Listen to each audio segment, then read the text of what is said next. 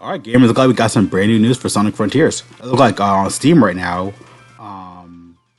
it's going to be just completely different prices. So on the standard edition, it's going to be $40, which with tax for the US, it's $42.99. I assume it's going to be $52.99 for the digital deluxe edition, which gives you the Sonic Frontiers Explorer treasure box, which is pretty much the red and blue seeds and some skill orbs, items for your skill tree and everything like that. I mean, pretty much, yes. Essentially, almost skill orbs for the skill tree, essentially.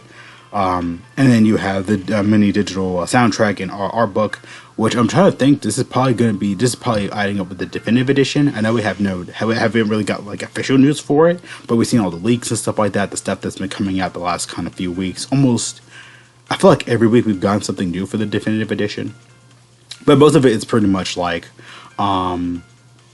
it's. Like I said, it's literally just like, oh yeah, the price is like pretty much like this. Like this is how much it's going to be for the definitive edition from what we've seen and heard about.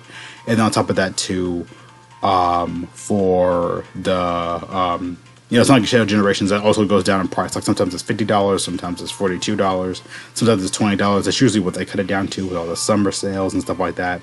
But yeah, we haven't seen anything new for the definitive edition just yet. But we know it's going to be increasing more graphics, more fun little stuff for the game, make it more smoother, easier and stuff like that for Switch 2 specifically, when people get it. But from what we've seen so far, though, the price and placeholders and stuff like that, I feel like they're kind of getting ready for it, though. Again, we could get a Sonic Central. That's pretty much what people are leaking for. That's what I'm kind of thinking of too as well. Or we could see, like I said,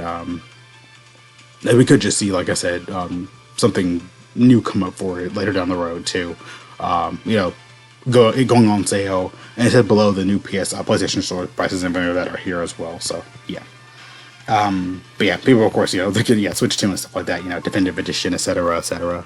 But like I said, that might go down later down than we think, because like I said, Crossroads went from like $60, $90, and now it's like almost $40. And then probably in a year, we're gonna probably see it go down even more.